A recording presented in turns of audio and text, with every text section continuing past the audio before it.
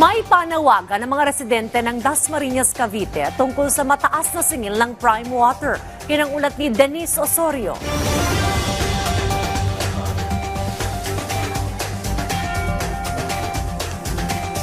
Samantala, malaking bagay sa mga negosyante ang pagkuha ng business permit online.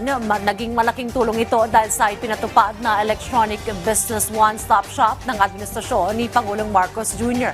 Ang detalye sa ulat ni Clazel Pardilia. Ang bawat oras na bukas ang sari-sari store ni Yen ay kanyang pagkakataon para makapagbenta at kumita. Kaya naman sa kanya muling pagkuha ng business permit, online niya na itong gagawin. Mahalaga po yung para hindi na hassle yung pagpunta doon. At least yun, dito na lang mismo magagawa siya. Hindi na kailangang isara tong tindahan para mapunta doon sa City Hall at masikaso yung pag-renew.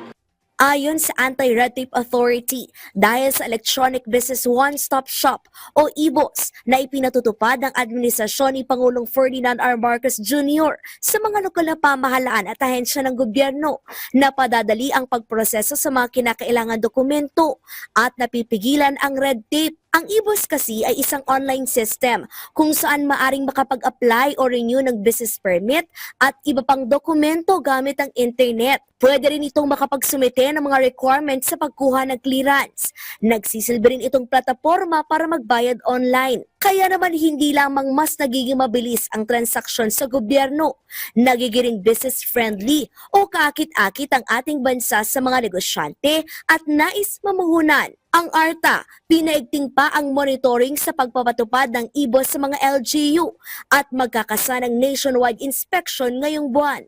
Maigpit po ang direktiba ng ating mahal na Pangulo for all government processes to be streamlined and digitalized. Ito po napatunayan natin na ito po ang pinaka-epektibong paraan para labanan ang red tape at corruption in the process.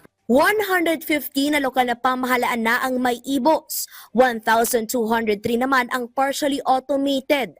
Pagmamalaki ng ARTA, napaikli sa 59 na araw ang dating halos 10 buwan na pagtatayo ng mga telecommunications tower dahil sa EBOS. Mula naman sa dating 6,117 na na-isyung permit sa pagkuha ng internet noong 2022, tumaas na ito sa halos 10,000 na nagresulta ng pagbilis ng internet connectivity. Pero marami pa ring LGU ang hindi nakakasunod sa EBOS. Kaya naman ang ARTA, kakasuhan ang 131 lokal na pamahalaan na bigo na ngang ipatupad ang EBOS. Hindi pa maipaliwanag kung bakit hindi nagawang automation sa kanilang sistema. Una rito, higit 4 na ng LGU ang pinadala ng notice to explain dahil sa kawalan ng EBOS.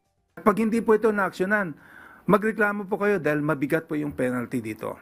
First offense pa lang, 6 months suspension.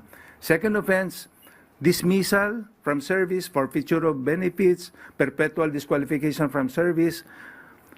May kulong pa po na 1 to 5 years, may fine 500,000 to 2 million. Mabigat po ang penalty nito at ang ARTA po ay umaaksyon kaagad. 99% ng mga reklamo ay nasolusyonan ng ARTA. Hinihikayat ng ahensya na isumbong ang mga LGU o tanggapan na nagpapairal ng red tape. Clazel Pardilia para sa Pambansang TV sa Bagong Pilipinas.